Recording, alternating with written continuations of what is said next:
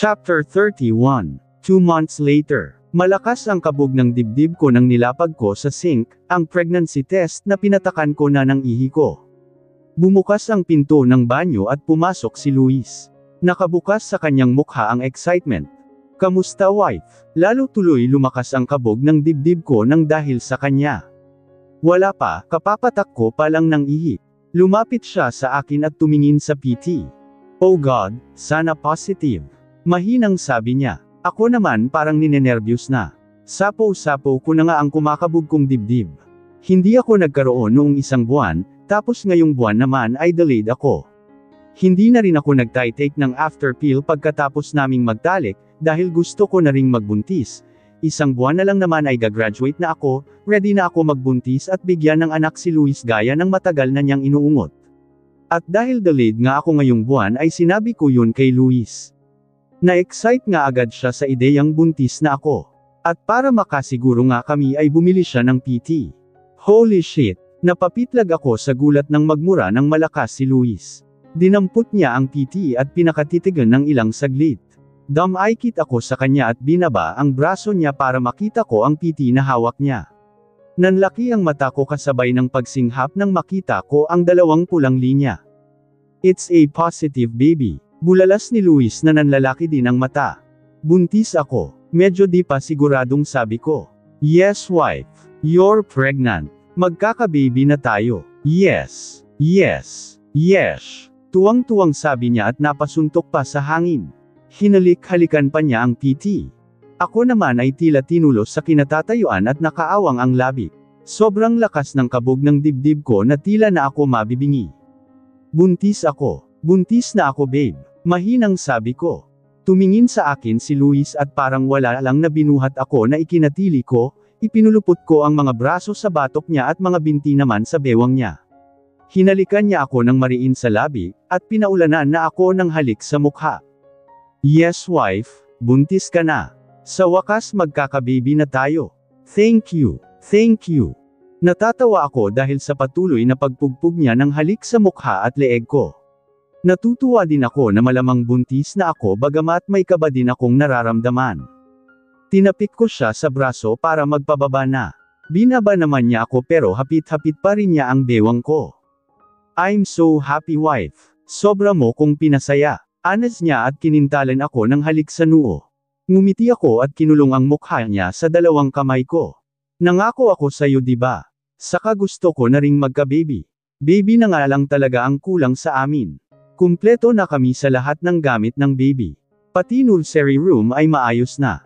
Pinaling niya ang mukha at ang palad ko naman ang hinalik-halikan niya. "Excited na akong lumaki ang tiyan mo at lumabas si baby, wife. Bukas na bukas din magpapicheck tayo." Tumango-tango ako sa suhestyon niya. Pero bago ang lahat, binitawan niya ako at dumistansya ng bahagya.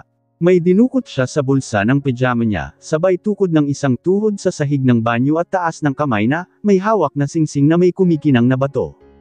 Nahigit ko ang hininga at tila mas lalo pang nagwala ang puso ko sa loob. Napalunok ako at bahagya pang nanginginig ang mga kamay ko. "Marry me again, baby." This time sa simbahan naman. Dapat noon pa kita inaya magpakasal sa simbahan pero natatakot kasi ako na tanggihan mo. Pero ngayon, no choice ka na kundi magpakasal ulit sa akin, dahil buntis ka na. "So please marry me again." Aniya na nakabukas sa mukha ang pagsusumamo. Bahagya naman akong natawa sa sinabi niya kasabay ng pagtulo ng luha ko. Ako nga di ko naiisip na aayain niya ulit ako magpakasal. Bakit pa? Kasal naman na kami. "Baby, marry me again please." Ulit niya sa tanong. Ang ekspresyon ng mukha niya ay medyo parang kinakabahan na. Tumango-tango ako at ngumiti. "Yes babe, magpapakasal ulit ako sa'yo." Naluluhang sabi ko. Malaki ang ngiting kinuha niya ang kaliwang kamay ko at sinuot ang singsing. Himalang sukat na sukat ito at bagay din sa daliri ko. Tinaas niya ang kamay ko at dinala sa labi. Pinupog niya ito ng halik.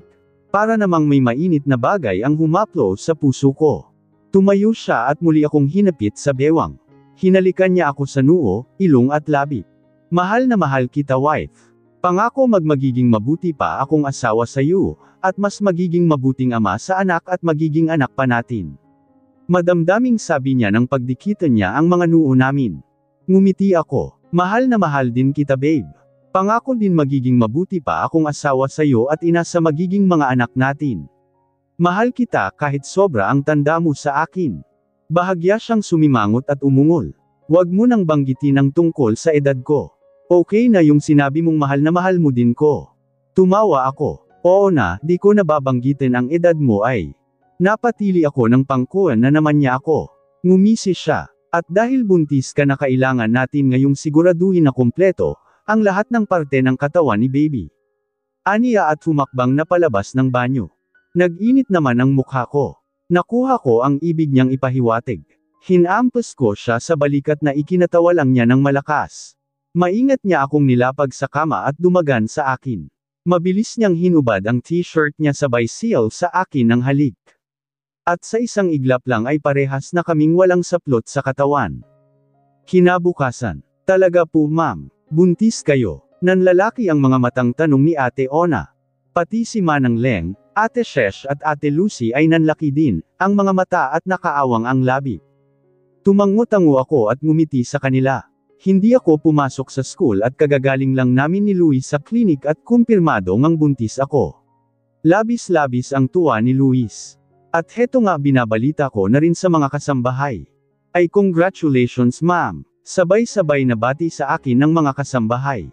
Nakabukas din sa kanilang mukha ang tuwa. Congratulations ma'am. Ko, gandang balita naman nito. Sabi ni Manang Leng. Oo nga, wala po ba tayong celebration? Tanong ni Ona. Syempre meron. Sabat ni Luis na biglang dumating dito sa kusina. Ay sir, congratulations po. Bati din mga kasambahay kay Luis. Salamat sa inyo. Anyway, magse-celebrate tayo. Ano-ano po bang gusto nyong lutuin namin sir? Tanong ni Manang Leng. Hindi kayo magluluto Manang, magpapakater ako para hindi kayo mapagod. Tuwang-tuwa naman ang mga kasambahay. Dam-ay-kit sa akin si Luis at hinalikan ako sa sentido. Tawagan mo din sila mommy at yaya daling wife. Papuntahin mo na rin sila dito sa bahay para malaman din nila. Excited na sabi ni Luis. Sa sobrang tuwa at excited niya nga, narinig ko siyang tinawagan, ang mga kaibigan niya kanina at binalita nga sa mga ito na buntis na ako. Tinawagan ko na si Mommy at Yaya Daling. Pinapanto ko sila dito sa bahay. Nagtatanong sila kung ano ang meron. Ang sabi ko dito ko na lang sasabihin. Tinext ko rin si Ana na dito dumiretso sa bahay paglabas niya ng school bago umuwi sa kanila. Kinagabihan ay bumabaha na nga ng pagkain sa tabi ng pool ng mansion. Wala kaming ibang bisita kundi, ang mga kasambahay at mga tauhan. Sila Mommy at Yaya Daling naman ay paparating na. Bes, ano ba kasing meron? Birthday mo ba? Ang alam ko matagal pa birthday mo tanong sa akin ni Ana nang umunguya na ng lumpia. Wala bang binanggit sa'yo si Kuya Alden? Umiling-iling siya. Wala naman kasi siya sa bahay Ewan ko ba dun laging wala sa bahay. Bihira na nga minsan kung unuwi. Kapag tinatanong naman namin ni Mommy laging sinasabi dyan lang. Nakangusong sabi niya. Basta mamaya sasabihin ko. Nakakaintriga naman yan. Tinuwanan ko lang siya at hinanap si Luis. Nakita ko siya sa tabi ng pool at may kausap sa cellphone. Kausap na naman niya siguro ang mga kaibigan niya, ang lakas ng tawa Buong araw na nga siyang laging nakangiti at nakatawa. Halatang masaya siya, pati ako masaya din. Tumingin sa akin si Luis at ngumisi sabay kindat. Nagiinit ang pisnging ngumuso na lang ako. Anong meron kay Kuya Luis? Parang sobrang saya niya ngayon Puna ni Ana. Akmang sasagutin ko siya pero nakita kong paparating na sila Mommy at Yaya Daling kasama din si Steve. Nag-excuse ako kay Ana at sinalubong sila. Mommy, Yaya, hinalikan ko sila sa pisngi. Nag-high five naman kami ni Steve. Ano bang meron anak? Birthday ba ni Luis? Tanong ni Mommy nang igala ang mga mata sa paligid. Hindi po Mommy. Natatawang sabi ko. Lalo lang kumunot ang noo ni Mommy. Lumapit na si Luis at hinalikan sa pisngi si Mommy. Binati niya rin si Yaya Daling at Steve. Nagtanong din si Mommy kay Luis kung ano ba ang meron. Pero hindi sumagot si Luis at ngumiti lang sabay-akbay sa akin. Giniya na namin sila sa nakaset up na mahabang mesa na may mga pagkain at alak. Lumapit si Ana kay Mommy at humalik sa pisngi. Umupo na kami sa mga upuan. Kasalo namin ang mga kasambahay at mga tauhan. Babe, yung mga friends mo hindi mo sila inimbitahan. Tanong ko kay Luis nang umupo na siya sa tabi ko. Ngumisi siya. Di sila makakarating babe kahit imbitahan ko pa sila. Si Jace ay busy ngayon sa farm niya dahil anihan na. Si Lawrence naman busy din sa asawa niya na bagong panganak. Si Kester nag-out of town. Si Matias naman nasa Australia ngayon. Si Alden, di namin alam kung nasa ang lupalop. Tumango-tango na lang ako. Nag-umpisa na kaming kumain. Masaya ang lahat at maganang kumakain. Puno pa ng kantiawan at tawanan mula sa mga kasambahay at mga tauhan. Pati sila mommy ay nakikisali na rin sa Berwan. Si Manang Leng, Yaya Daling at mommy ang madalas magkatsikahan. Si Steve naman at si Luis ang magkakwentuhan. Ako naman, si Ana at ang mga kasambahay at mga tauhan, ang magkahuntahan na may kasamang asaran. Siyempre bida lagi sa asaran si Ate Ona at Kuya Nanding. Masaya ako na kasama silang lahat ngayon sa bagong buhay na tatahakin ko. Pagkatapos ng nangyari kay mommy ay napagtanto ko kung gaano kahalaga ang buhay. Masarap mabuhay na kasama mo, ang mga taong mahahalaga sa iyo na hanggat nandito pa sila sa mundo ay sulitin mo na, ang bawat sandali na kasama sila. Walang makakapagsabi kung hanggang saan na lang ang buhay mo. Kagaya ni mommy, akala ko talaga noon mawawala siya sa akin. Pero sa awa ng Diyos ay binigyan siya ng pagkakataong patuloy pang mabuhay. Kaya sinusulit ko na lagi ko siyang kausap at minsan ay kasama. Pagkatapos naming kumain ay nagbukas ng wine si Luis at siya ang nagsalin isa-isa sa mga glass namin. Tumingin sa akin si Luis at ngumiti sabay tayo. Tumayo na rin ako. Hinawakan naman niya ako sa bewang. Tumuon sa amin ang mga mata ng lahat. Good evening everyone. Masaya ako na nandito kayong lahat para sa munting selebrasyon. Hayag ni Luis. Ngiting-ngiti sila mommy pero baka sa kanilang mukha, ang kuryosidad at naghihintay sa sasabiban pa ni Luis. Ako naman ay kinakabahan sa magiging reaksyon nila mommy. Tumingin ulit sa akin si Luis at tinanguan ako. Parang pinapaubaya na niya sa akin ang pagsabi kay mommy. Lumunok ako at ninenervyos na ngumiti. Mommy, Yaya Daling magiging lola na po kayo. Sabi ko. Nawala ang ngiti ni mommy at ni Yaya Daling, napaawang ang labi nila. Si Steve naman ay napasipol at si Ana ay napahawak ng bibig at nanlaki ang mata. Buntis ka anak. Bulalas ni mommy. Kagat labing tumango-tango ako.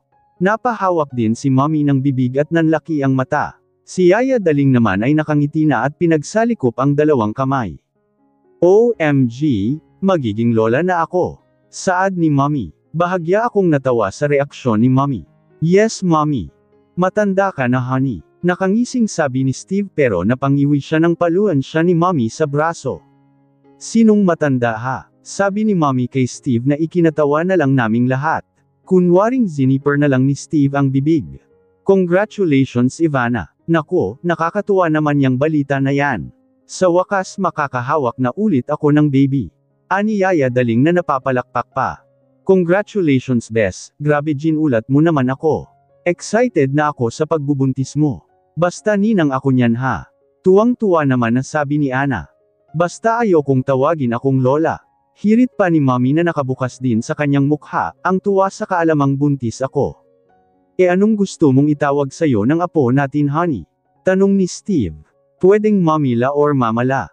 Usong tawag yun ngayon sa mga bagong lola. Super ahas ding lola yun dahil may la sa huli. Pinahaba lang ouch. Daing na naman ni Steve nang kurutin siya ni mommy. Shut up ka na lang. Lumakas na naman ang tawanan sa mahabang mesa. Anyway bukod pa doon ay may iba pa kaming gustong sabihin ng misis ko. Sambit ni Luis at tumingin sa akin. Nagngitian kami. Hinawakan niya ang kamay ko ng mahigpit at isa-isang tiningnan, ang mga nasa mahabang mesa na naghihintay sa sasabihin pa ni Luis. Tumingin si Luis kay mommy. Mommy Beverly, magpapakasal ho ulit kami ni Ivana. This time sa simbahan naman. Napasinghap ang lahat pero agad din silang nagpalakpakan. Hinalikan ako ni Luis sa bewang at hinalikan ako sa sentido. Masaya ako para sa inyong mag-asawa. Lalo na sa iyo anak. Siguradong matutuwa ang daddy mo sa langit. Napunta ka sa lalaking mahal na mahal ka. Naluluhang sabi ni mommy. Thanks mommy. Naluluha ding sabi ko. Malaki din naman ang kontribusyon ni mommy sa relasyon naming dalawa ni Luis. Kung hindi dahil sa kanya baka wala pang kami ni Luis. Minsan sumasagi sa isip ko na buti na lang pinlano ni Mommy ang pagpikot kay Luis. Di ko kayang isipin na ibang lalaki ang asawa ko ngayon. Si Luis lang ang gusto kong makasama habang buhay kasama ang magiging mga anak namin. Matuloy na lumipas ang mga araw, linggo at buwan. Marami na rin ang naganap sa buhay ko, sa buhay namin ni Luis. Nakagraduate na ako with honors at kakasal lang din namin ulit ni Luis. At ngayon nga ay panibagong experience na naman sa buhay ang pagdadaanan ko. Ang pagbubuntis at paglilihi. Sa umpisa ay parang wala lang pero habang tumatagal ay marami nang nagbabago sa akin partikular sa katawan ko at sa mood. Here, inabot sa akin ni Luis ang bukas ng bote ng malamig na tubig na pinabili ko sa kanya. Agad ko itong tinungga. Nagsalubong pa ang kilay ko kasi parang hindi pa ako satisfied sa lamig ng tubig. Mas gusto ko yung parang nagyayelo. Wala ba yung nagyayelo sa lamig? Nakangusong sabi ko. Yan na daw yung pinakamalamig nilang tubig, wife. Sumimangot ako. Gusto ko ng yelo. Kagagaling lang namin sa check-up at pauwi na. Pero bigla akong nauhaw at naghahanap ako ng malamig. Lately laging malamig na tubig ang hinahanap-hanap ko. Gusto ko yung nagyayelo sa lamig. Sa bahay ay may stock ako ng tubig sa fridge. O kaya naman minsan yelo na ang ninangato ko. Lagi kasing init na init ang pakiramdam ko gaya ngayon. Wait lang, hahanap tayo ng may tindang yelo. Ani Luis at pinaandar na ang kotse at nagpalingalinga sa labas. May nadaanan kaming convenience store. Hininto niya ang kotse at bumaba. Pumasok siya sa convenience store. Ako naman ay asang-asa na paglabas niya ay may bitbit siyang yelo. Pero parang may iyak na ako nang makitang wala siyang dala. Wala daw silang yellow, wife. Lalo tuloy akong napasimangot at inis na napahawak sa pisngi. Sa bahay na lang kaya pag-uwi natin. Suhestyon niya. Nagsalubong ang kilay ko at ngumuso. Gusto ko ngayon na Anong oras pa tayo makakauwi? 10 minutes pa. Ang traffic pa Gusto ko na ng yelo. Inis nang sabi ko. Napahawak siya ng ulo. Okay, hanap tayo sa ibang store, wag ka nang mainis ha.